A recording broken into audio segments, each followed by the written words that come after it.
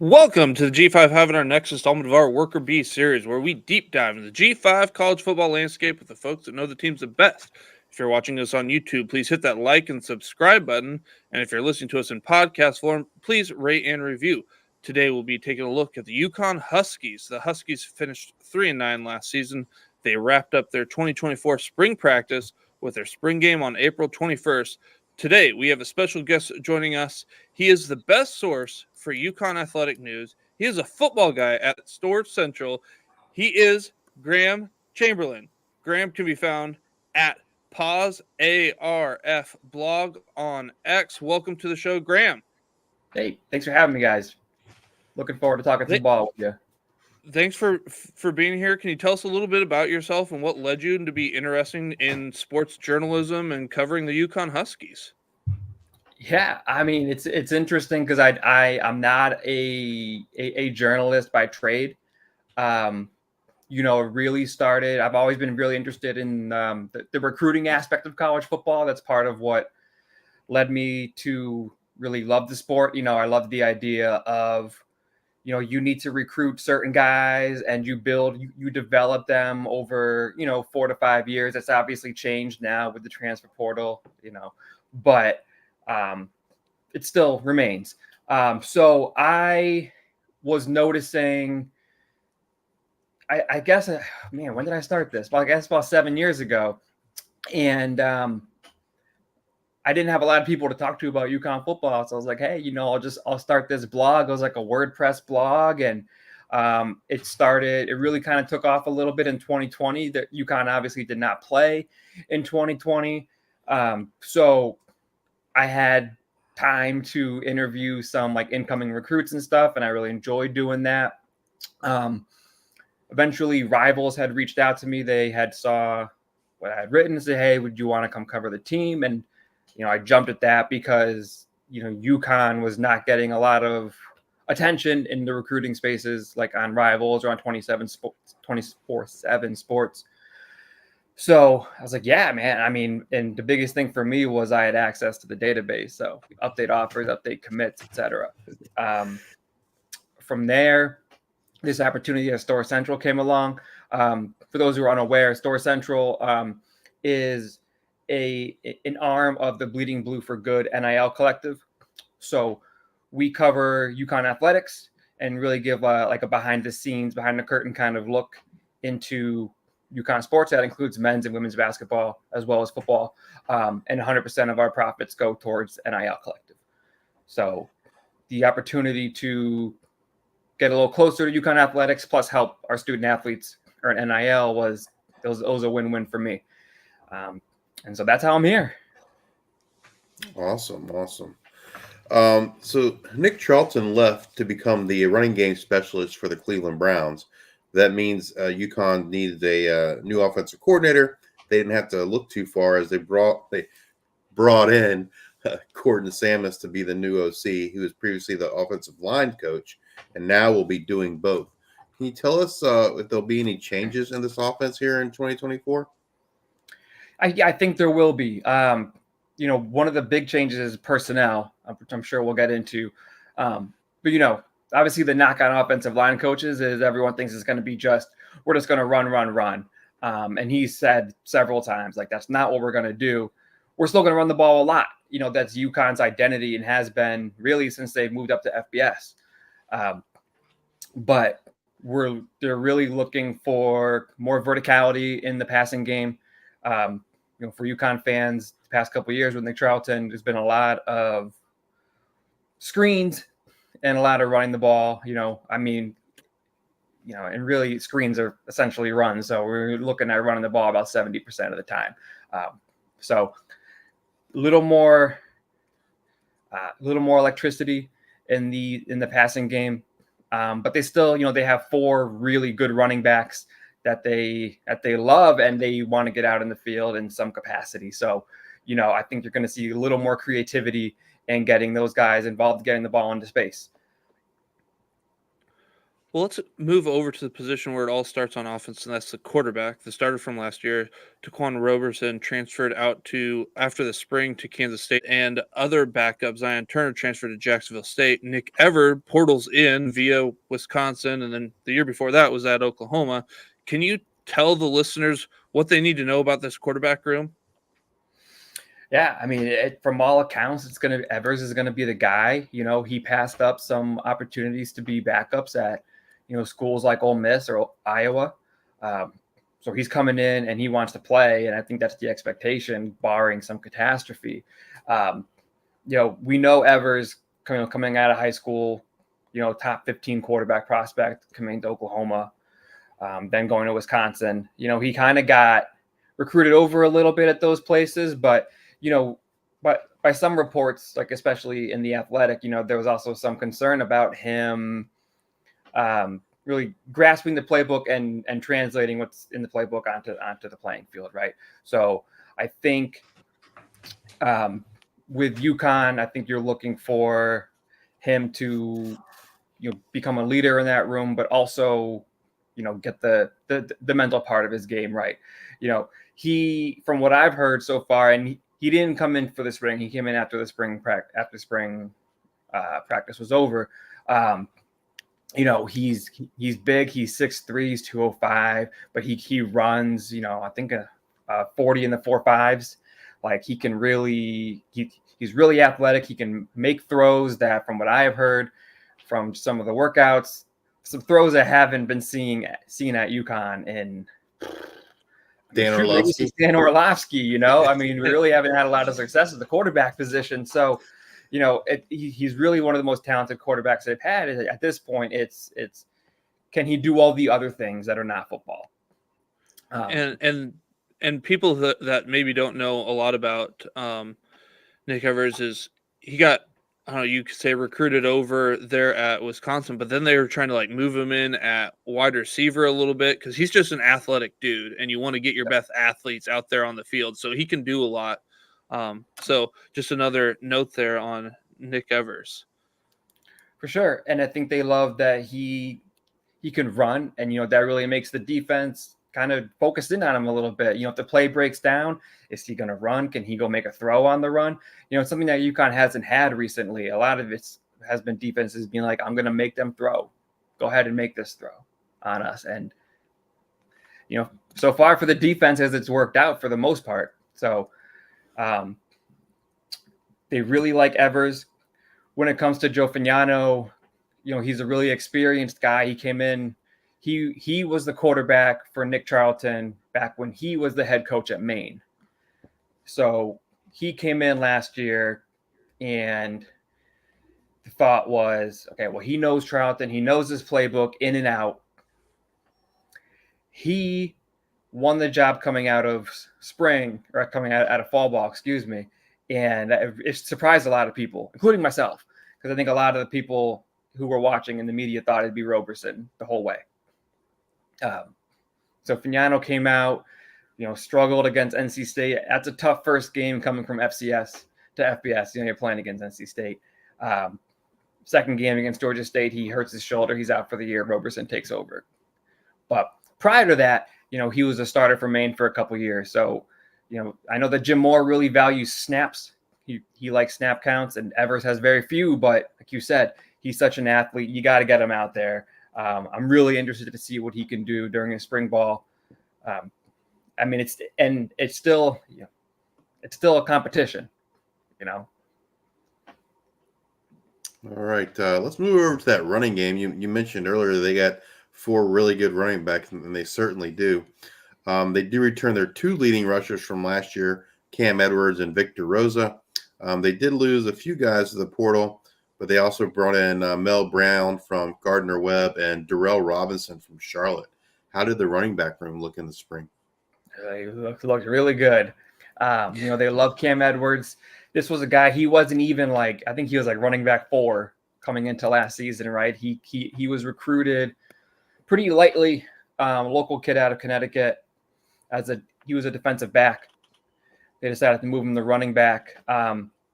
And their top 2 running backs from last season left before games 3 and 4, or well, before game 3 and then after game 4. And then Victor Rosa struggled with some injuries mid-year, so it was Cam Edwards, and he ended up leading the team in rushing, I think close to 5 yards per carry. He's just a really good bruising back, but he also has a little bit of speed. He really hits the hole with intensity, and he'll be back. Rosa's back. I mean, Darrell Robinson, he was an Under Armour All-American. I mean, he looks the part, and he's fast and he's strong, and you just watch him in the spring, and it looks like he's been playing for forever. Like he looks like a pro. And then Mel Brown is just freaky fast. In the spring, shouldn't say spring game, was more like a spring showcase, like more like a practice, but he was just blowing by the defense, just gone, reaching some top speeds of over 20 miles per hour, they said. So they have all these guys. Only one, is one going to be the workhorse? If I had to hazard a guess, it's probably still going to be Edwards. But I could really see Robinson backing them up. And then, Rosa and Brown, you have to find some ways to get them the ball somehow. Their offense hasn't used a lot of running backs in the passing game. I think that's going to change with Gordon Samus as the OC. I really see, there's no other way. You have to get Mel Brown the ball. So as for who gets that first carry against Maryland, your guess is as good as mine. I probably have to say Edwards. He's probably going to be the first one. But I think a lot rides on this, when practice starts, the end of July, beginning of August here, who's going to really take over. Rosa was the guy coming out of 2022. He ends up being running back 3 coming into last season. So there's certainly nothing given in Storrs, regardless of their record. Everything's the open competition.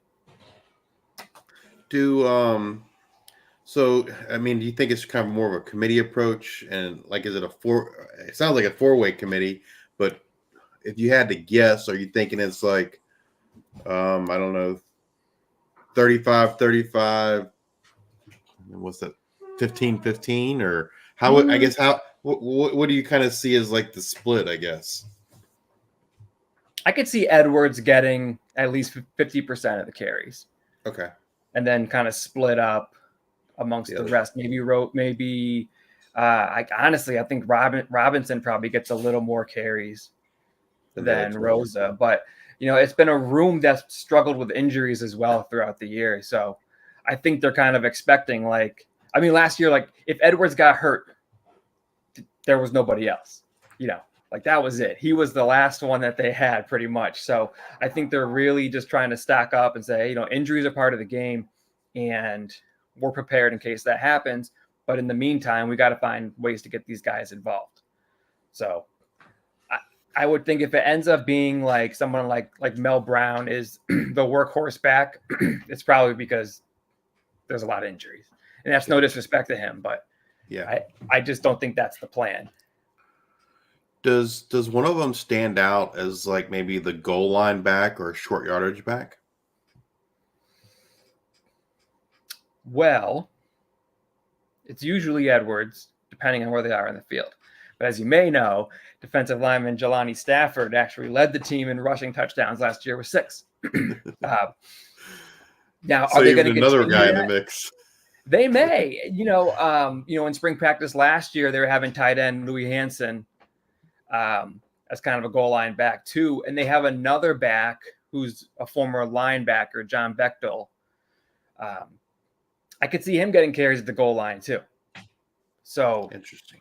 And it's funny with Stafford because teams knew it was coming. When you see a big defensive lineman line up in the backfield, they're going to give him the ball. I think they might have done 1 or 2 play actions with him back there, but for the most part, it's like we're lining up and we're going to give this big dude the ball and you're going to stop him. And they didn't really for the most part. So I'm curious to see if that happens again. It worked out, but Edwards ain't broke, don't fix it. Well, exactly. Again, and like I said, teams knew it was coming. It was no longer a gimmick.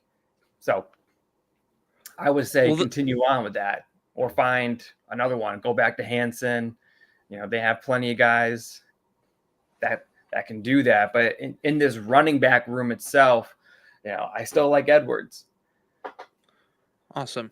If the wide receiver room got a little bit of a makeover this offseason, Brett Buckman is the guy who will be this wily vet for the room. Cameron Ross transferred to JMU, but the Huskies bring in a litter of guys via the portal. How did this room look in the spring to you? A lot of the guys came in after. So I think, a lot of the receivers you're going to see starting week 1 were not there in the spring. Buckman for sure. He's all reliable. He tied with Justin Jolie last year in the lead for targets. He had really good chemistry with Taquan Roberson. So remains to be seen if he'll have that chemistry with Evers. But he's a guy that, you can count on to make a catch when he needs to. But it's a room that needed to be upgraded, and it's a room that's been needed to be upgraded forever. It's been really, they've had 1 or 2 really good receivers in the past, but they haven't had like a solid roster of receivers. So, you have Skylar Bell, who comes in from Wisconsin. You have TJ Sheffield coming in from Purdue. You got Jisiah Gathings from Akron. But somebody I think they're really excited about is Azariah Anderson, who's coming in from Campbell. Prior to Campbell, he was at Iowa State, but he's 6'5", he's 220. He kind of helps replace Justin Jolie. And the added benefit for UConn is he's a receiver, so you can line him up and outside and use that 6'5" frame. And he's all of it. I saw him. He was working one of the camps in June, and he's every bit of 6'5". So we've got that big target to throw to. I think, I would think coming into this, again, not having seen them all practice, I think you're looking at Buckman. I think you're looking at Sheffield. I think you're looking at Anderson. But they really have a solid stable of, 6, 7 receivers that can all see the field at any time. I think they're really excited about that. That has not been the case, honestly, probably again since Orlovsky days. It's been a really long time. Moving over to the tight ends, can you describe for us how to expect the tight ends to be utilized in this offense under Coach Samus? We know Justin Jolie was used pretty heavily last year. Just trying to figure out what should we expect this year. Yeah, tight end is an interesting room. They have Lewis Hansen, who transferred in from Michigan.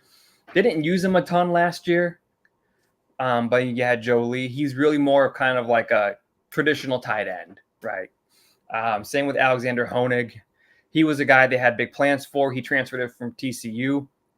Interesting prospect. He was actually a quarterback in Germany, where he was from. And then he committed to TCU, switched over to tight end. He's a really big fella, but he went down with a knee injury in game 2. So, and they had him throw one trick play against NC State. It didn't work, but it seemed like they had plans for him to do, a lot of things in this offense.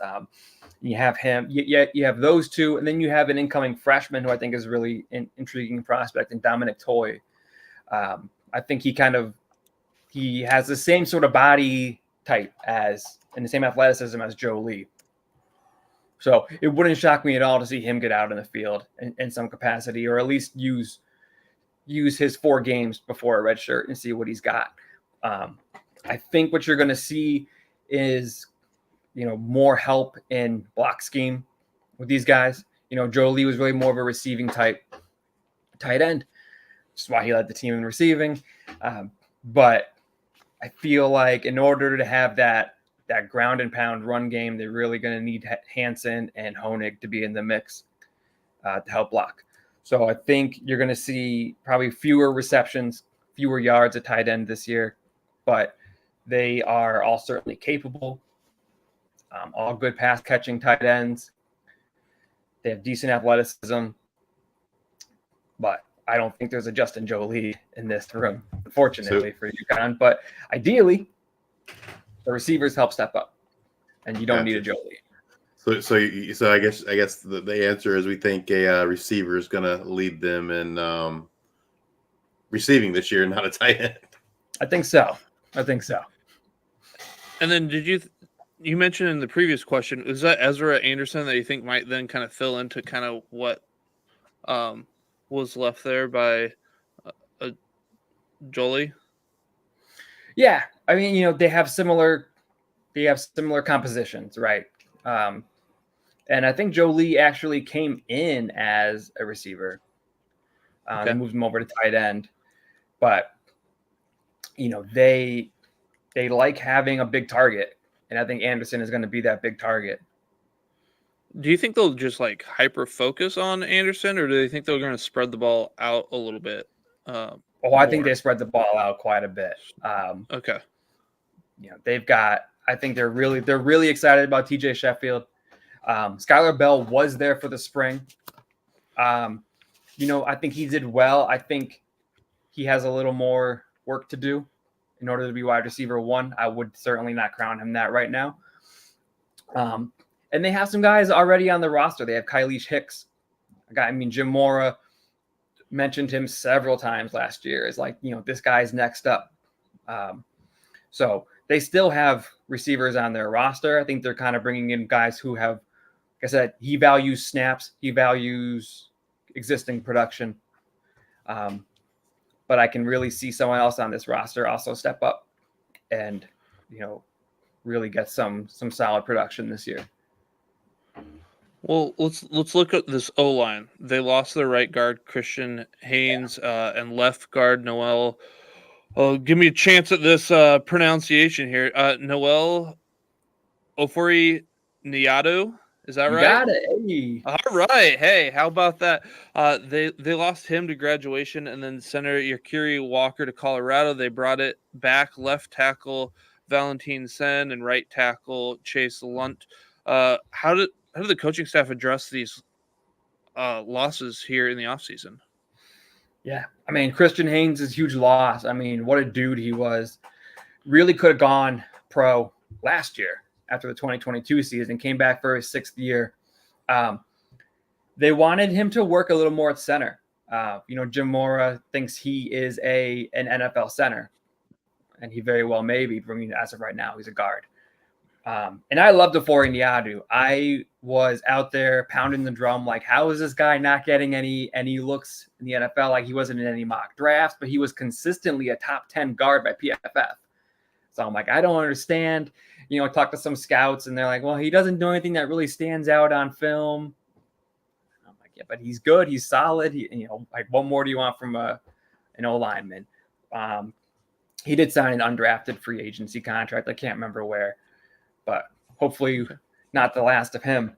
To replace these guys, they had Jack Stewart, who was a local guy but had committed to Michigan, transferred back home. He unfortunately went down with a torn Achilles in the spring showcase. So that was a really tough loss. I think they were thinking okay, we're good. We have Stewart ready to step up. We have a couple other guys. Maybe we'll grab someone from the portal. They were really looking at Wes Hoey from Syracuse, and then Christopher Fortin at center. Fortin's kind of been the Swiss Army knife of the line. He's been everywhere, but never locked down any position. I think he gets the starting reps at center this year. So because Stewart went down, they went out, they go grab Ja'Kai Green out of Charlotte, and then Maryland before that. I think he steps into a starting role. But they have some big dudes already on their roster. You have Ben Morosky and you have Brady Wayburn, some local prep guys, and they're monstrous, man. They're huge. And Gordon Samus is a really good offensive line coach. He really develops these guys well. Chase Lunt and Valentin Sen were good. Same with Haynes, but they really took off, once Samus got there. So I would think you see Ja'Kai Green. You might see Wes Hoey at a guard position, but I think you really might see Morosky. And then They also brought in Jaden Bass from Syracuse out of the portal. I don't think he's necessarily in the mix to start right away. He's a redshirt freshman. But he may, God forbid, something happens to center Lunt. They've been very durable. I mean, and that's the other thing about the line, too. Last year they brought back so many starts. They just somehow don't get hurt. They're really reliable, really durable. And it's worked out really well as a unit that, I think they averaged allowing maybe 1 sack per game. It's like despite UConn's struggles in the passing game, it wasn't necessarily because of lack of protection. So it's going to be interesting to see how they look week 1 against Maryland playing against, the Terrapins have a good line as well. So we'll see what happens then. But it's been in a position that's, all things considered in recent history for UConn has been pretty solid. So we got 3 returners and then probably 2. Is it 3? No, it'd be 2 returners. If you want to count Fortin, he started here and there at center, like 2.5. We'll call it 2.5. But at least guys that are here, and then we got a couple guys. You said I'm trying. Wes, is it Hohen from Syracuse, and then Ja'Kai Green from Charlotte, and then Ben, was it Murawski? Yeah. He'll get there sometime on the line. So good. All right. So you feel pretty good about the line here going into 2024? I feel good. You got some running backs that want to run behind them. I'm sorry. So you got some running backs that really want to run behind them. You feel good about it? Oh yeah. Good. That I'm not worried about running backs. I'm not too worried about line. It's always been the passing game. It's going on 20 years now. It's been the passing game. All right. If you had to pick an offensive player to have a breakout type season in 2024, and that can be a skill position player or even an offensive lineman, who would that be? I hate to be cliche, go with a quarterback, but I think I got to go with Evers. I think he's going to come in with a real chip on his shoulder. I'm sure he's seen the things people have said, like, you're going to UConn, you were an Oklahoma guy, now you're at UConn, blah, blah. I really think he breaks out and he shows people what made him, one of those top recruits. I think even if he gives like 3/4 of that, that's going to be good enough for UConn. I'm hoping it's more. But, I think he just comes in and with this schedule, he's not playing against SEC opponents. He's playing against AAC. He's playing against, Conference USA, some MAC. I think he can really showcase his skills. I think it's either got to be him or it's going to be one of the receivers, and you can take your pick. One of them, numbers game. One of them has to break out, right? All right. Well, let's look over at the defensive side. There was a defensive change this offseason. Matt Brock is the new defensive coordinator. He was previously the DC at Mississippi State. What style of defense can we expect to see from Coach Brock here? Yeah. They didn't have a defensive coordinator the past couple of years. It's been Jim Mora. And he said, tongue in cheek, he's like, I had to fire myself. I wasn't doing a good enough job.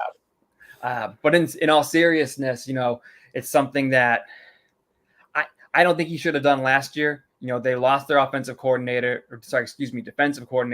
about a week before the 2022 season. So that makes sense. But then I thought they should have fired one last year. And I think the results showed, he's distracted and he needs to be the head guy. He needs to be in recruiting. He needs to be fundraising, and he needs to just have his hands in all parts of the team. He can't just be on the defense. With Matt Brock, a little bit of a scheme shift to a 3-3-5, although he's not necessarily married to a 3-3-5 exactly. I think a lot of times we're going to see like a 4-2-5 type thing going on. The D line is definitely the strength of this unit. And I think you want to get those guys out there. Linebacker, arguably, is probably the weakest unit, or at least the most unknown unit in the defense. So, he describes it as a lot of movement, a lot of rotation. And I think you're going to see a lot less, UConn kind of sat back and covered 2 a lot last year, like sitting back in zone, and, they allowed, I think, 67% completions. So certainly need to get that number down. I think they want to see a little more aggressiveness, a little more getting after the quarterback. And I just think, a lot more of disguising coverages. I think with Brock, you're going to see an improvement in the secondary for sure. Otherwise, that's what he says they're going to do. We'll see week 1. I don't know. I don't know for sure. Yeah. Well, the actions will speak louder than the words come week 1. Yeah, for sure. All right. Moving on to the personnel that will run Coach Brock's defense. We'll start off with the defensive line. This group will have some guys that will be missed, but they bring back a nice core in Price Yates, Jelani Stafford, and Delmont Gordine. How did that unit look this spring, and did anyone stand out? Oh, they look great. They're just a really solid line. They're really close with each other, and you can tell they just push each other to work harder. You got some real leaders in Gordine and Stafford, but I think Yates is going to be the star of this group. He had some breakout moments in 2022. He terrorized Boston College, although they had like a backup offensive line. But nevertheless, right, he still had a monster game that year.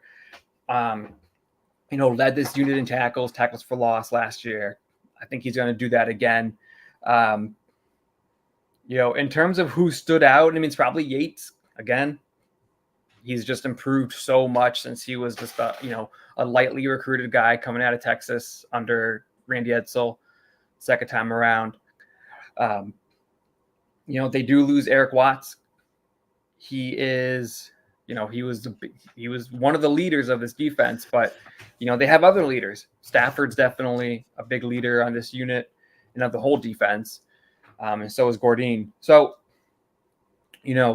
I don't know if there is necessarily another Eric Watts on there talent-wise, but in terms of culture and leadership, there are a few. They brought in, several transfers, which I thought was curious because I'm like, this is the best unit on the team. Like, why are you bringing anybody in? Someone they're really excited about is Jack Barton, who came in from Furman, transferred to Georgia Tech basically for spring practice, and then transferred back out and is at UConn. He's an interesting guy to me. While he was at Furman, he had a streak of 3 consecutive games where he blocked a field goal. And I was like, that's unheard of to me. And UConn needs that. Their special teams have been woof recently. Certainly. I think they had a blocked extra point against UMass last year. Other than that, I couldn't tell you, the last time they blocked a field goal, off the top of my head, I couldn't tell you. So he's someone they're really excited about. And another guy to really kind of clog up the interior is Javon Banks from Kansas State, previously of Mississippi State. So Brock knows him from his time in Starkville. He's someone that I think is that they're excited about. Just your classic run stopper. All right, let's move over to that linebacking group. You said there may be some weakness there, but that they had some key losses to graduation in Noah Plack and their leading tackler from a year ago, Jackson Mitchell. They brought back Tui Famina Brown, among others, and transfers Julian Simon from Tulsa, Aaron Key from Western Kentucky, and after the spring, Jaden McDonald from Indiana joins the squad. How did the linebacking group look in the spring? From in the spring, they looked okay. Simon, I think, is someone that they expect to play a big role. And Famina Brown, he struggled at times last year. You know, if you subscribe to analytics and PFF, he was one of the worst tacklers. The entire defense struggled with tackling last year. So another reason they need to bring in a defensive coordinator, right? Really work on those fundamentals. I think Jaden McDonald is going to be probably the biggest addition. They're really, really excited about him. He led Troy in tackling last year. I think he had 75 tackles. I mean, and Troy was no slouch, right? They were Sun Belt champs. So that was a really good team. They're excited to have him. You know, you've got him and you have Simon. I think they're probably going to be the two strongest, at least in the middle. And then you've got Falmina Brown, who comes back. As for Jackson Mitchell, you know, third leading tackler in UConn history. He's somewhere in the 20s. I can't remember the exact number. Somewhere in the 20s in FBS history for tackling. I mean, he's just been consistent 3 straight years, 100-plus tackles. I don't think anyone necessarily takes over that mantle. That's a lot to ask somebody, you know. Can you be the third leading tackler in school history? I think they're hoping as a unit they can replace that. And I think also having to take that pressure off of one guy, because it really was all on him. You know, they had Noah Plack. You know, he kind of struggled at times too. You know, the year before they had a very, very good linebacking group with Brandon Boyer-Randall, Mitchell, and Ian Swenson. And I think Mitchell was able to thrive in that because he wasn't the target, or he wasn't the guy that had all the pressure on him. And then last year, you know, I think he felt the need to kind of help the rest of the linebacking crew, and it kind of stretched him too thin. So I think they're hoping to just have like a strong unit that you don't need just one guy. And they have a few, but, you know, when I say it's the weakest group, it's really more of we haven't seen this group. I haven't seen McDonald in person. You know, I saw Key and Simon a little bit in the spring, but it'd be interesting to see the final formation. I don't know what these guys are what they want to do, you know, week 1 against Maryland. And like I said before, you know, I think there's going to be times where there's just 2 linebackers out there. And so, you know, you're really going to have, you know, one of your safeties kind of be like that traditional middle linebacker. So, you know, who handles the outside? Do they have the speed for that? I think Falmina Brown and Simon probably do. I hope. All right. Moving over to the defensive backfield. They look pretty deep in 2024. They did lose Chris Sharon to JMU, who led them in interceptions in 2023. And Mumo Ben Wahad transferred to Navarro College. However, they had some good news when Malik Dixon withdrew his name from the portal. And they bring other guys back like Durant Jones, Lee Mullet III, Malcolm Bell, Damon Brinson, and others. How did the defensive backfield look in the spring, and did anyone stand out? Yeah, I mean, it looked good too. Like you said, it's a deep unit. It was really helpful to have Malik Dixon-Williams come back. You know, he's a guy that he's had a lot of snaps, right? That's something that they really value. Like I said several times, same with Ronte Jones. You know, Ben Wahad was a big loss. You know, he really came on, especially at the end of the year. He looked really good, but, you know, they also brought in some transfers, a couple guys from New Mexico State in Reggie Akles and Malachi McLean. McLean's more of a safety, but I think you see Akles get time at corner. You're going to see Malcolm Bell, Lee Millett III, and Isaiah Davis are 2 guys that really came on strong end of last year as well. So you have guys that were looking better as the year went on and return, which is always a positive. I think in the spring is really more, you're kind of getting like equal opportunities for everybody, right? So similar to the wide receiver room, they have a lot of guys that I think are going to rotate in. The question is, what's that rotation going to look like? Who's going to get the most snaps? And that's not something we will probably learn until fall practice starts up. You know, my guess is going to be, you know, Ronte Jones and Malik Dixon-Williams have the safety on lock. That's them. They got that position. After that, You know, I would say Ackles gets a nod, but he's coming off a shoulder injury. So we'll see. And he didn't participate in the spring. So we'll have to see how far along he comes. I see Isaiah Davis getting a lot of time over there. And I think you see Malcolm Bell also. But this is a unit. Like I said, I don't know if we're going to have just like a cornerback 1, cornerback 2. I think you're going to see a lot of rotation. All right. If you had to pick a defensive player to have a breakout type season in 2024, who would that be? Good question. I keep going back and forth between Julian Simon and then one of the new DBs, probably Ackles.